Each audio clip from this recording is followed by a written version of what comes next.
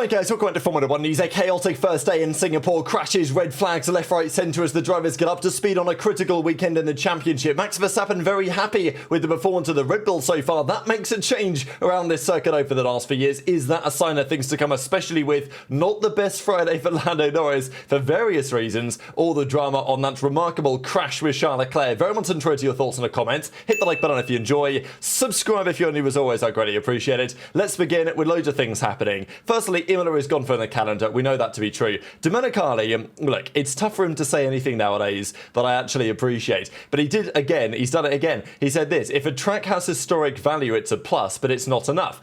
And I don't necessarily disagree with that on some level. What I don't like is this follow-up comment where he goes, for young people who follow F1, they don't care whether they watch a race in Monte Carlo or Las Vegas.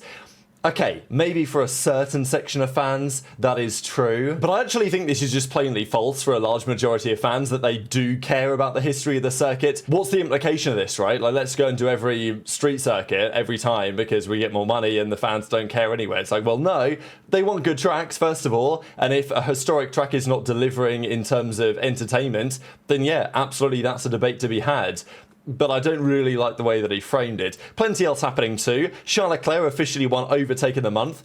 I will still die on the hill that technically, as much as I really love this overtake and I would love this to be legal, and it was, you know, they did allow it. But Charles Leclerc clearly has all four wheels over the line here. Like, technically, I don't know, I'm not going to get into it again. The overtake of the year so far still for me, hands down, is Verstappen on Piastri in Imola, as we mentioned. Now, Russell had quite the day today, certainly the second practice session with his crash. There is a rumour that he has signed a deal, or he's agreed to a deal, or something has set in stone. Now, this, of course, has not been announced yet. Russell will sign a deal. As I said yesterday, Russell, according to himself, is still negotiating. He feels like he has driven a pretty hard bargain. But I don't think Toto is going to budge on a 1+1. I don't think he wants to give George a 2+1, a 2-year deal, whatever. So there is a rumour, though, and this is my expectation, that, okay, if George knows he is going to be forced to accept a 1+1, he's at least going to try and get some sort of favourable terms. And this rumour suggests that if he outperforms Kimi by a certain percentage of points or whatever, then his contract extends automatically. But look, if you are Mercedes, let's say Russell's got this clause in and he knows that if he just smokes Antonelli again, his contract will extend, right? That is what George will intend to do. That works for Toto's perspective because, like, okay, that's going to make George really motivated to try and deliver. But also, let's not forget, this year, there was a world where Mercedes were going to pay $100 million to buy Max out of his contract. So, look, if they can get Max for free next year, if his contract clause applies, there's talk, obviously, that Max has some sort of performance clause. If Red Bull don't deliver, then he will be free to walk away. Then the $100 million that Mercedes saved by, not getting Max this year, they could theoretically just pay off George, right? Because at the end of the day, contracts are only worth as much as the paper they're written on some level, right? Like, if Mercedes, even if he does outperform Antonelli and gets the extension, they could still decide just to, buy out the contract if they absolutely wanted to. So I don't think it guarantees too much for George, but that is anyway the latest rumour. Quite a lot of talk from Lando again today. He definitely had a challenging day for multiple reasons. He talks about Max here, and he says an awful lot, actually, and obviously he's giving Max credit, which he should do, because Max is the driver, the standard of the grid at the moment. But as Lando says, I don't want to say or believe that I will ever be as good as Max, because I think that is the wrong thing to tell myself. He's one of the best drivers ever. Any driver can be confident. Do I believe on some days I'm better? Yes. Do I believe my teammate on some days is better? Yes. But it's about how good he is being consistent, which is impressive. But yeah, I don't know. Again, Lando's at it again, isn't he? The idea of I don't want to believe that I will ever be as good as Max doesn't strike me as quite the mentality. Like, if you ask that question to all the other top drivers on the grid, they will give you a different answer to that. Even during the session today, this was towards the end of FP2. We'll discuss how we got to this point over the coming minutes, but Lando was about half a second down on Oscar, was kind of struggling given that he dominated at this track last year. And he was like, look, let's not do continuous laps. I need to find this time, right? And he says, look, the car's not half a second off, is it? My driving's half a second off, which is, because Will said, well, maybe we can come into the pits, mess around with a couple of things, make the car faster. But Lando was like, no, it's me. It's not the car. I need to get better. And Oscar will have had a good day today. After FP1, FP2, Lando got into some drama. Piastri was just faster. It's what I said, right? At the end of the day, as good as Max is, the chances of Max winning this title are still very slim because, yes, Piastri had a stinker in Baku. It was so bad.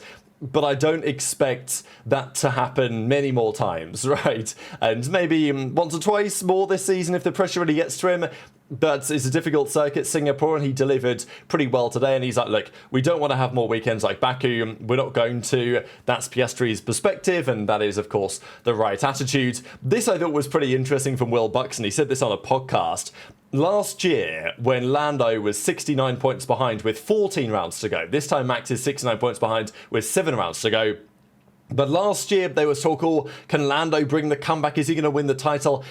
Was it ever really much of a title fight last year? Didn't really feel like it. And Buxton even admitted that, yes, last year he may have said he thought Lando was going to bring the comeback, but he didn't actually believe that. He just said it because he was working for F1 and it was going to make for a better storyline. But this is his final comment. But this isn't Lando, this is Max. And Max can do the impossible. I still think the chances are pretty slim. But Max says, look, we're going to take it race by race.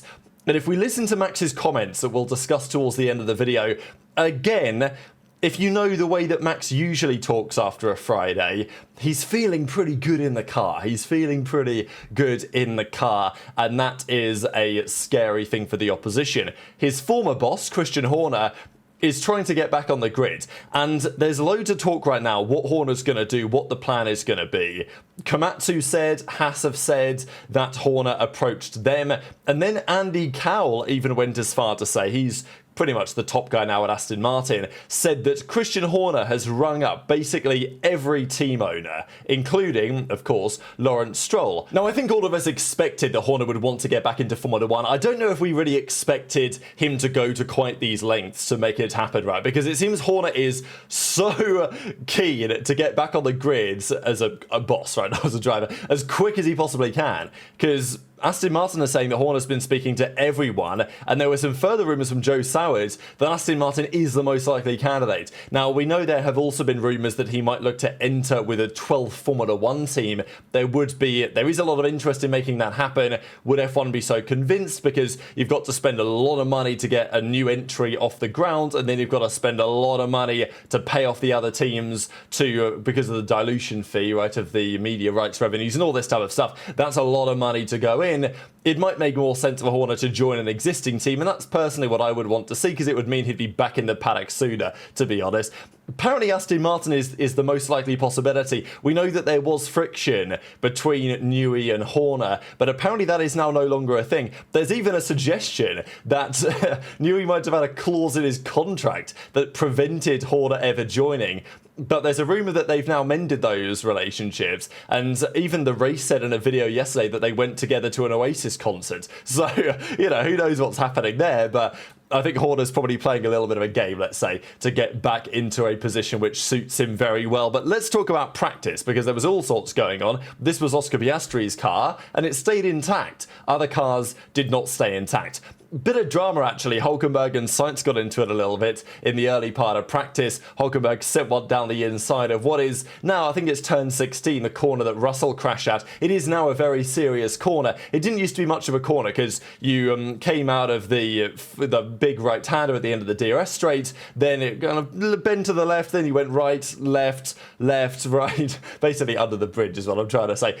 But this corner, turn 16, it wasn't a particularly heavy braking zone, right? Whereas now it very much is, so you can see potentially overtakes, but also incidents there for sure. This was Alex Albon's car. The rear brakes were not having a great time, so again, Williams having some technical difficulties. I think we've seen a fair bit of that this season, but the real star of the first session here today was Fernando Alonso, and I think going into this weekend, all the talk had been, and for fair reason, about Max, about Lando, about Oscar, about maybe whether Ferrari have given that it might be a circuit that they could do some damage on. Not so much positive to talk about Ferrari though today, but I think many people had kind of glossed over the fact, and maybe fair enough, myself probably included, that Aston Martin, the last couple of times we have gone to higher downforce circuits, have done rather well. They've not been so much in the equation the last couple of rounds on the lower downforce stuff, but we know that since they've brought upgrades mid-season, that maybe Newey was involved with, maybe he wasn't, but whatever the case is,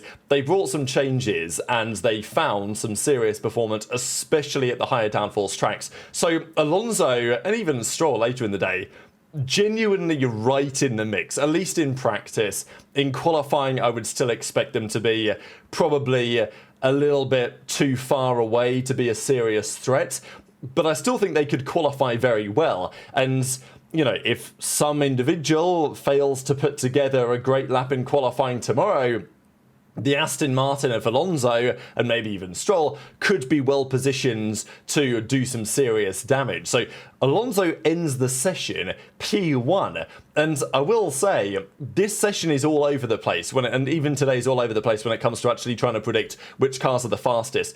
I actually have no real idea. Apart from the McLaren, you would still probably take. I think there are like 4 or 5 cars that could be competing for the front row tomorrow, and we'll get into why in a second.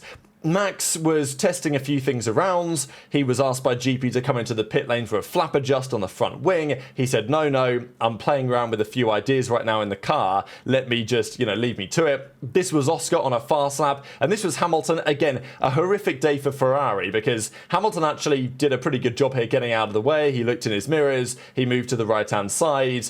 He, did what he could, basically. And then on the radio, he was like, look, mate, you didn't tell me that there was a McLaren bearing me down. These wing mirrors are pretty small. It's on your race engineer to do a good job, especially when it's, I don't know, seemed in this scenario pretty obvious. Whatever, another difficult one for Ferrari. Piastri comes on the radio to say hopefully one day Ferrari will invent some mirrors, and that was pretty poetic maybe, and pretty, how exactly to say it, prophetic I think was the word I was looking for what would happen in a couple of hours time in the second practice session. Piastri was pushing pretty hard in the first session. Norris was up top, Piastri was a couple of tenths away. He had this moment where he clipped the wall in the final couple of corners. Great corners. I mean, that whole sequence at the end of the Singapore Grand Prix is just so good. Like the track 16, 17, and then the final 2 corners is absolutely brilliant as well, and very different corners to what most of the track is, which means it's difficult to get the car set up in the right window to make it happen. But this was your free practice 1 results. Fernando Alonso, Charles Leclerc, Max Verstappen. That would change dramatically as we got slightly later on in the day, but these were the results of the first free practice session. We then had Max Verstappen talking about quite a lot. He wasn't very happy. I mean, look, always, if it's a practice session that goes by and Max isn't talking about double shifts or shifting or the gearbox, then something has gone wrong with the world. But still, he was pretty competitive, a lot of medium tyre running. They're using not the softest compounds, but not far off, C3, C4, C5. At this point, Norris was P1. Then obviously it's on the medium, so it wasn't really like pure absolute performance runs. But only a few laps into the session, this was George Russell into the barriers at turn 6. This was a really big crash. I think Russell did a great job here saving it. He comes into the corner, loses the rear dramatically, and then, I mean, he knows at this point he is not saving this car. Like, he's going in the wall. But what he does a great job of is saving it so that when he does go in the wall, he goes in entirely front first. He goes in heavy as well. He goes in heavy, he breaks the front wing, but he actually didn't totally destroy the car. Like, if he'd have gone in rear first, that could have been the engine destroyed. That could have been the gearbox destroyed. Could have been bad. So, confusing one for George. He was very much surprised at the outcome of this, but nonetheless, the Mercedes is still actually looking okay. We didn't get to see what Russell was able to do in the second session, but we did get to see what Kimi could do, and we'll get to that in a second. Then Lawson put it in the barrier. This is where, of course, Piastri had that moment in the wall as well. What you will also note here is that while Ocon went P1 on the softs as they were switching to the soft tyres, Alonso was purple before Lawson hits the wall, breaks his front right. Pretty spectacular couple of images here. That V-carb does look really good under the lights here in Singapore. We'll see if it's fast. Well, it is fast. Isaac Hadjar put in a good lap. We'll get to that in a second. And again, as we have said over the last few days, it's not just Red Bull that have brought upgrades, it is Racing Bulls as well. Even this weekend, Red Bull have another 2 upgrades on the car. They've got 1 performance upgrade, 1 circuit-specific thing. So they're like the only team to bring anything. I think Mercedes might have 1 small component as well. But again, Red Bull are bringing upgrades.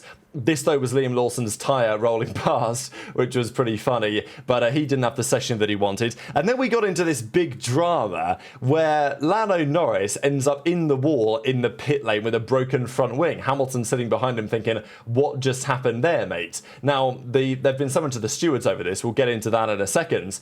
But this was the screenshot, and actually I've got the video of it, I think, right about here. Got another overhead view as well. Just so rare to see something like this actually happen. But this is how it transpired. So the 2 McLaren guys, I mean, you guys can see it right here. They come out of the pits. They're released about this time. And, well, you can see. So the Ferrari fella here is wishing him out. The Ferrari guy, I mean, I'm looking at this guy, the Ferrari guy here. Does he look to his left? Does he look to his left? He does, kind of, but it seems at this point it's a bit too late, and Leclerc's already committed to leaving the pit lane. Again, it's kind of weird, right? Because you'd think that Leclerc would just see him and stop, right? But the visibility in these cars isn't great, and Leclerc just fully commits to it. I think that Norris probably is expecting him to stop, to be honest, because it almost seems so obvious. But you can see that Leclerc is looking to the left. He's not even interested in what might be happening to his right-hand side, because he's not been given any indication by his team that anything is coming to his right-hand side. So Leclerc's not even looking. And then he's still not looking. Like, Leclerc's eyes are still pointing this way. And then, of course, he then crashes into Lando. So, you know, it's actually kind of comedy. But Lando realizes, I think it's going to happen, but he's still a little bit... I don't know, he's not expecting it, right? He's still not expecting the Ferrari to just commit to it in that way. So they crash. Lando hits the wall quite badly, really. I mean, the front wing's all over the place. Leclerc stops, realizing that he's broken his car, and then Leclerc just drives off, right? Because what else can he do? Piastri then drove past him as well. It was almost like looking back at what happened in Canada all over again. But that doesn't happen very often, right, at all. And there were some serious damages, so we'll get into the repercussions of that in a second. The reason why I wanted to quickly mention Mercedes is that there was a red flag that happened that stopped Kimi at a point, and it's not like he was rapid, but he actually set a purple sector 2, green sector 1 before the red flag. So, as a result... the Mercedes might be also cooking, especially if you expect George to be a little bit further up the road as well. So, yeah, Verstappen quickly went P1. There was a few other laps that came through as well towards the end, especially from Isaac Hadjar, who put in a lap that was good enough for second. But it was Piastri in the end P1, a 130.7, a 10th ahead of Hadjar, a 10th ahead of Max, a 10th and a half ahead of Fernando. So he was right in there. Lando was a further 3 and a bit tenths back from Fernando, so that was not a good time for him really today. Stroll was kind of in the mix as well, up in P6. The Ferrari guys, though, nowhere. And a couple of quick words on Ferrari, really. Hamilton, again, he did have a decent lap going at the ends, but it didn't quite fully come together for him. But, like, it looked like Ferrari had a bit more pace. The first free practice session wasn't terrible. But again, watching them drive that Ferrari around this track was a challenge at times. So... look, I think there is a world where Ferrari actually stitch something together tomorrow, but I wouldn't count on it massively. I think that it's going to be the McLarens, Max, and, you know, who knows, maybe you throw Fernando into the mix as well, and I wouldn't totally count out George Russell or Kimi Antonelli quite yet. There wasn't much long-run data to really look at at all from today. All we do know is that Max was a pretty happy bunny. He said this: it was definitely our best Friday in a long time here in Singapore. This actually was what Marco said. I think we are very close to, presumably, the McLarens. We still have a few minor issues, but overall, both Max and the engineers are happy with the car, and even Max doubled down on this and said, the car was not too bad. Now, not too bad is code speak. When Max says the car's not too bad, you know, he feels like he can put it on pole. Usually the way that it goes. If Max is having a terrible time, he will make it very clear. And yeah, he obviously wants some things to improve, some things to change. Singapore is not a circuit that should be perfect for this car, but it is definitely better than it has been. definitely better than it was in Hungary, seemingly better than it has been around here for the last few years. So as Max says, the car wasn't bad, a bit like the last 2 weekends. There were no major problems. In general, I am quite satisfied. So, look, is that enough to say Max is going to win?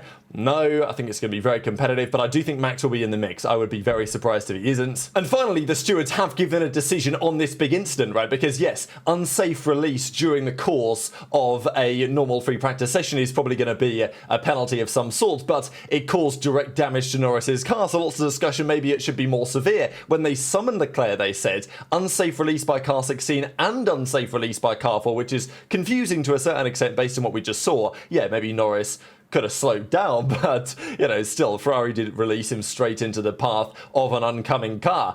Lando was asked to comment on this and said that, well, you know, look, it cost the team a bit of money, which is frustrating, which is a shame, and he's got a good insurance case against Charles, but that wasn't really the key thing of Lando's concerns. He was actually more frustrated with that he didn't feel great in the car. He said, I'm not feeling great, just a bad day, a difficult day for me. So doesn't sound like Lando is going to put together a weekend which is going, you know, like he did, let's say, around here last year. Leclerc was asked to comment as well and said that, well, the engineer didn't tell me anything. So what am I meant to do, right? Like, it's difficult to see out the car to the very right-hand side in the blind spot. So, look, red flags, rush to do some laps. Leclerc wasn't too frustrated about it, but it's still a bit of a clown show, right? Now, if you look at the guidelines, they will say that unsafe release from a pit stop, unsafe release when the driver's at fault. In quali, that's a team fireman reprimands. In the race, it's going to be a penalty. And in free practice, it's going to be a team fine, right? Now, if you drive a car knowing to be an unsafe condition, that's 5 grid places, but, you know, it was expected that they'd probably give this a standard enough fine, which is exactly what they have gone on to do. But it is definitely interesting because I think many were looking at this expecting a penalty because it was a pretty egregious moment that directly damaged the car of another team. But again, I guess the way that the stewards want to look at it is that the outcome is kind of irrelevant of the crime, as it were. So look, maybe they need to think about this going forwards.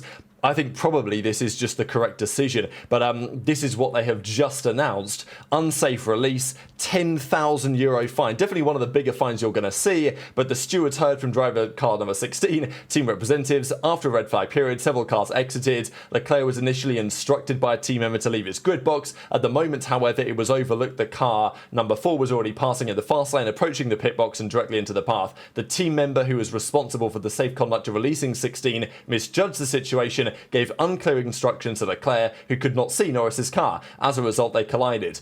Having noted precedents for this type of breach, the stewards are of the view that this breach warrants a more severe penalty than previously applied, hence the penalty above. So it is a €10,000 fine, which is probably more than expected, but it's nothing else, right? Like, it's not penalty, it's not reprimand. They say, oh, it's more severe because there are precedents or whatever, but it's still not that severe. So effectively, Leclerc's got away with it on some level, but I guess you might argue that it wasn't really Leclerc's fault. So very much interested in your thoughts in the comments. Hit the like button if you enjoyed, subscribe if you're new, take care, and I'll see you next time.